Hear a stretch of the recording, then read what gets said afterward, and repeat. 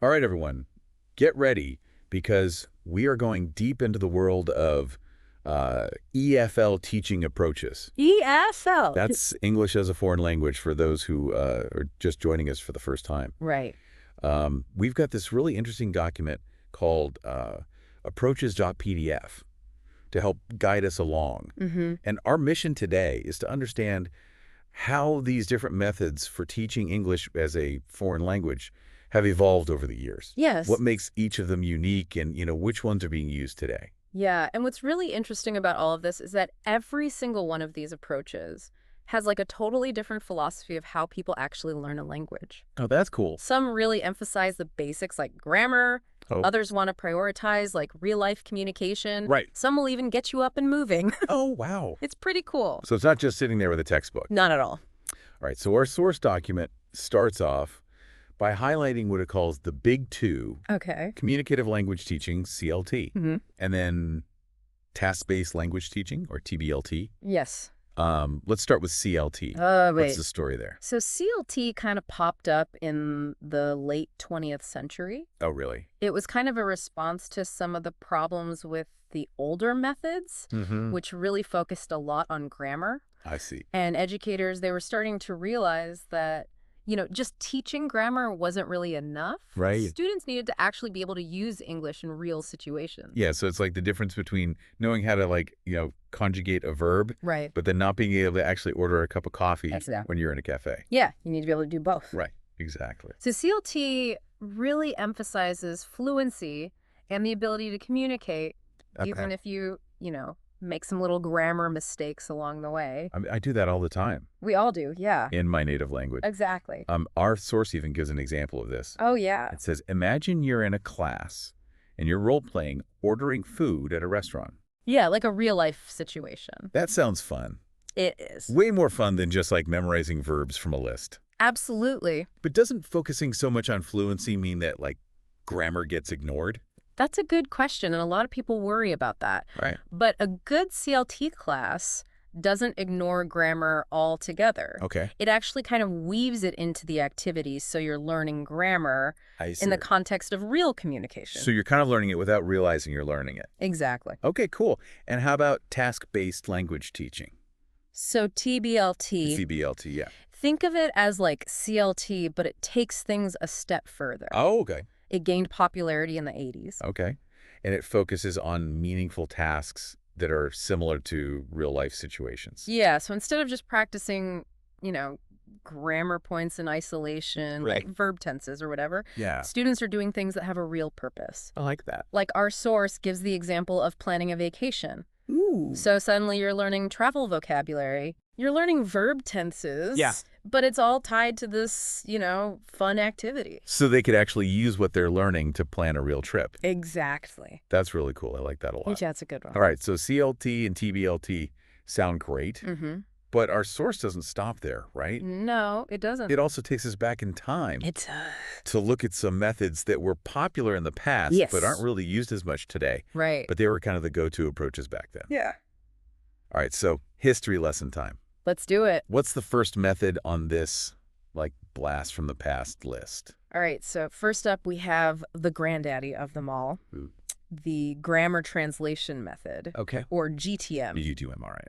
And as you might guess, it's all about, mastering those grammar rules and translating passages back and forth between English and the student's native language. I'm guessing this one isn't known for its, exciting classroom activities. Not really, no. Yeah. TTM has its roots in the really traditional way of teaching languages like Latin and Greek. Oh. So lots of analyzing sentences. Okay. Memorizing vocabulary lists. Got it. Really focusing on being accurate with the grammar. Yeah. It's not so common these days. Yeah. I can see why. But our source does say that GTM can still be useful in certain situations. Okay. Like if you want to really understand a really old text. Right. Or you want to study the history of English. It's like a vintage tool. Yeah. Maybe not useful for everything, but still has its uses. Exactly. Okay. What's next on this historical tour? All right. Next, we have a method with a pretty interesting story behind it. Okay, let's hear it. The audiolingual method. This one actually came about during World War II. Wait, are you telling me that soldiers were using this to learn languages, like on the battlefield? Yeah, pretty much. No. They needed to learn like essential phrases quickly, in really high pressure situations. So the audiolingual method is all about drilling and repetition Okay. to like build habits. So like learning your multiplication tables, but for a language. Exactly. Right. So it makes sense, for a war situation. Right. But how did this actually work in a classroom? Yeah. So picture a classroom where, there's lots of repetition. Okay. Students are drilling patterns. Right. And the teacher is correcting every single mistake right away. Got it. The goal was to make students use correct grammar just automatically. Through like pure repetition. Exactly. I mean, I can see how that would be good for memorization. Yeah. But it doesn't seem very natural. Right. Like for real conversations. You're absolutely right. Yeah. And that's one of the big reasons why this method isn't so popular anymore. Okay. But it's a good reminder that, sometimes you need different methods for different situations. Right. Like if you need to learn something fast. Exactly. Yeah. Okay. That makes sense. So that's the audiolingual method. All right. We've got one more method in this blast from the past trio.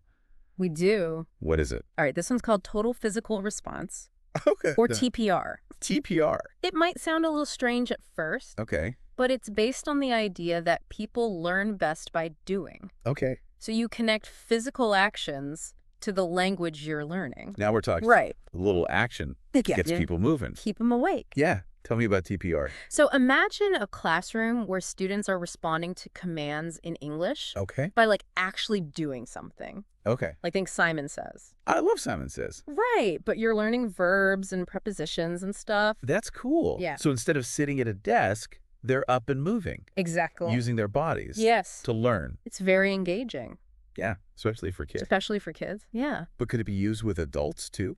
Yeah, definitely. Really? It can be adapted for any age. Oh, wow. And it's especially good for, introducing new vocabulary Mm-hmm. or grammar concepts in a Yeah. fun way. I'm starting to think we should be using TPR for this deep dive. Maybe later. Yeah, maybe later.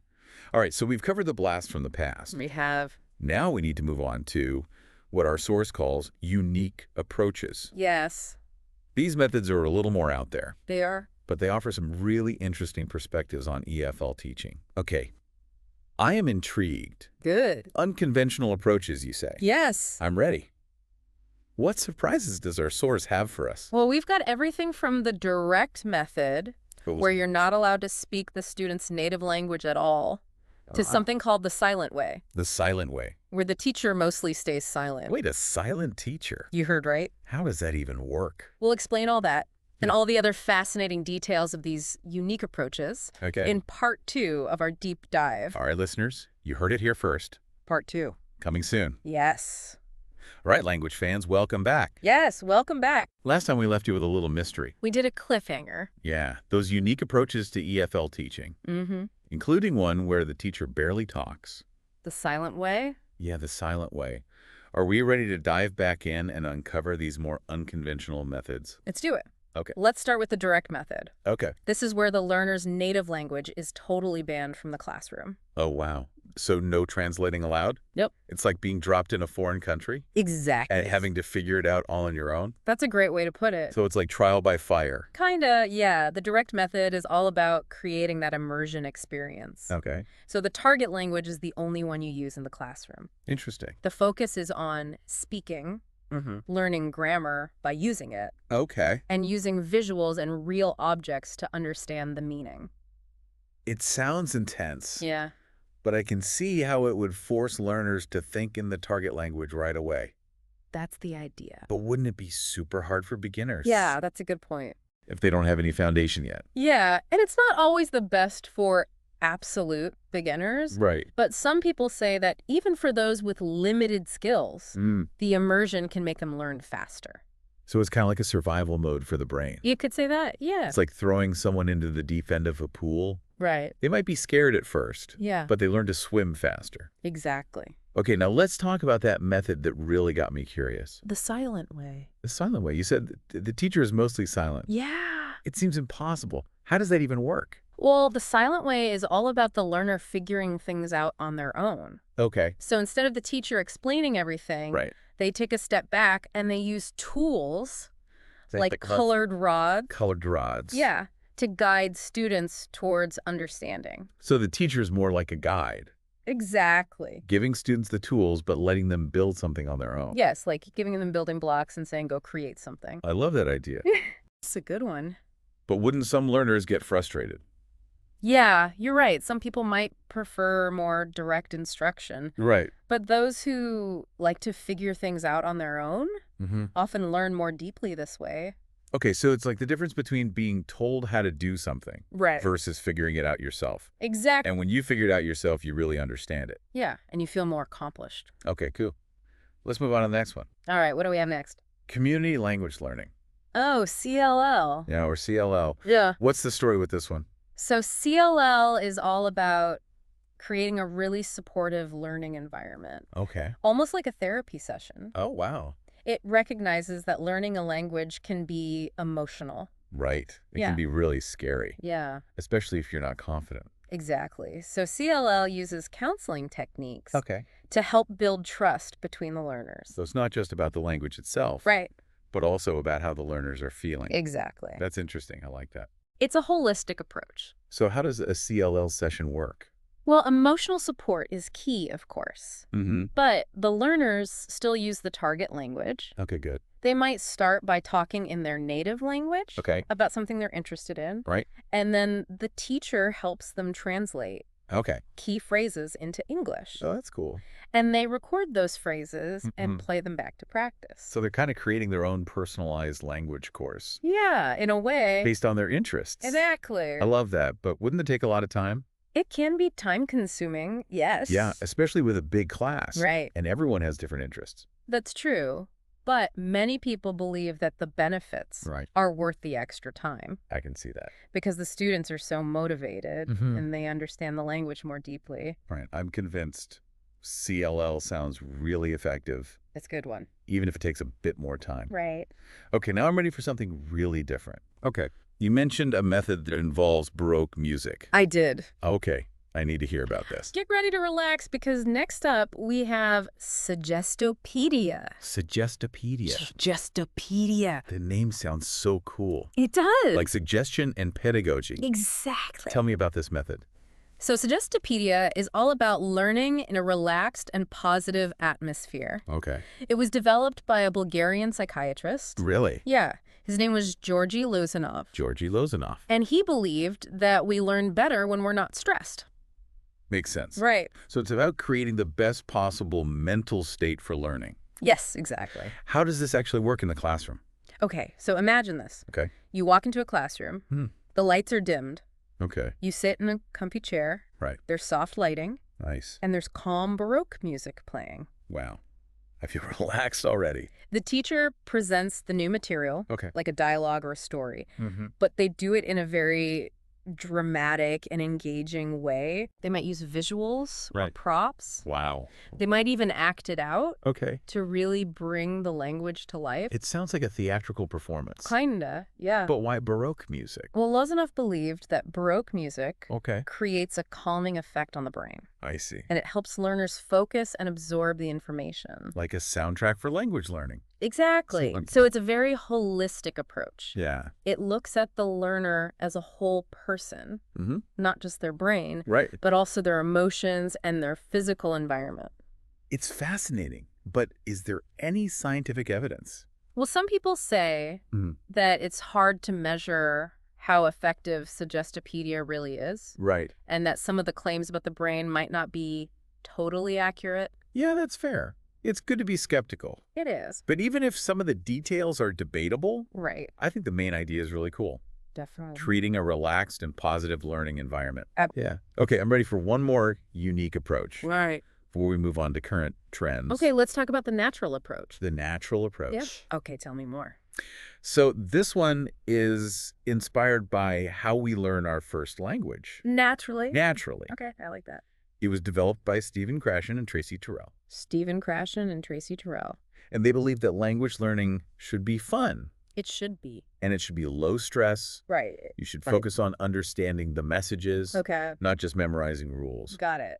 And it's all about comprehensible input. Comprehensible input. That means language that the learners can understand, Okay. even if they don't know every single word. So it's about creating a comfortable environment where learners can absorb the language Exactly. without feeling stressed. Yes. That's very different from those drill-heavy methods we talked about. It is very different. Yeah. And it's all based on Krashen's theory. Which says that we learn best when we're not trying too hard. It's like when a baby learns their first language. Right. They don't have textbooks. No. They just listen and observe. Exactly. And they start to make connections. That's how it works. But doesn't this approach mean that grammar gets ignored? Well, some people say that. Mm-hmm. But the idea is that you'll learn grammar naturally Oprah? just by being exposed to the language. Okay. And as for vocabulary, Yeah. you learn it through context. Not by memorizing lists. Exactly. So it's about trusting the learner Yes. to learn the language naturally through real interactions. Mm-hmm. This would be great for people who hate memorization and drills. Absolutely. It sounds much more enjoyable. It is. Okay, so we've covered some really interesting methods. We have. The direct method, Suggestopedia, Yeah. the natural approach, Right. all very unique. They are. And they challenge our ideas about how language can be taught. But how have these methods influenced the EFL world today? That's a great question. Are any of them making a comeback? Yeah. Or are CLT and TBLT still the most popular? Well, that's what we'll be talking about Okay. in the final part of our deep dive. Stay tuned, everyone, to find out what's happening in EFL classrooms today. Okay, so we're back for the final part of our EFL deep dive. Yes, part 3. We've traveled through like the whole history of these teaching approaches. We have from the classics to the really unusual ones. Yeah, but now let's talk about the present. Okay. What's happening in EFL classrooms like right now? Well, as our source tells us, Mhm. there are tons of different methods out there, but Right. 2 have really become the most popular Okay. in the last few decades. And those are communicative language teaching, or CLT, CLT. and task-based language teaching, which is TBLT. TDLT, the big 2. Right, the big two, we talked about them earlier. He did. And they both focus on like real-life communication, right? Right. So why have these two become so dominant in the EFL world? Well, I think it's partly because of globalization. Okay. You know, English has become so important for communication. Like a global language. Yeah, exactly. People need English to work together, to travel. Right. So CLT and TBLT, they really give learners those skills. Exactly. Use English in real situations. Mm-hmm. So what does a typical CLT or TBLT classroom look like?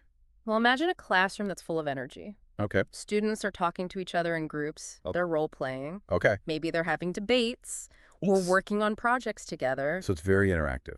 Very interactive. Not like those old classrooms where everyone sits silently in rows. Not at all. Yeah. It seems like CLT and TBLT really put the learner first. They do. The focus is on the student. But do these approaches ever use ideas from other methods? Oh, definitely. Real. A good teacher knows that there's no one perfect method. Right. Like different things work for different people. Exactly. So they might use TPR, for example, Yeah. to teach new vocabulary. Right. Or maybe they'll use some grammar translation activities Okay. for certain grammar points. So it's like a toolbox. Yeah, it's a toolbox full of different tools. When the teacher chooses the right tool for the job. Exactly. That's really cool. I like that. It makes teaching more interesting. Yeah, definitely. And it's better for the students, too.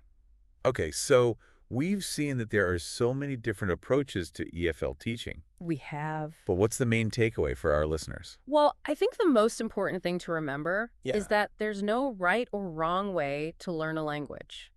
That's true. What works for one person Right. might not work for another. Exactly. And as we learn more about how people learn, Mm-hmm. the methods we use will keep changing. It's all about finding what works best for you Absolutely. as an individual. Yes. And this deep dive has shown us that there are tons of options out there. There are. From grammar translation to the direct method, Mm-hmm. TPR, Suggestopedia, CLL. Yeah.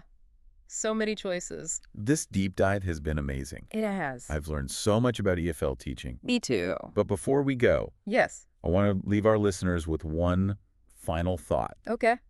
If you could go back in time Mm-hmm. and experience any of these methods as a language learner, Okay. which one would you choose? Ooh, good question. And what does your choice tell you about how you like to learn? That's something to think about. It might even help you find new ways to approach language learning. I could. So keep exploring. Keep experimenting. And most importantly, Yes. keep having fun with languages. Absolutely. I couldn't have said it better myself. Thanks. So until next time, happy language learning, everyone.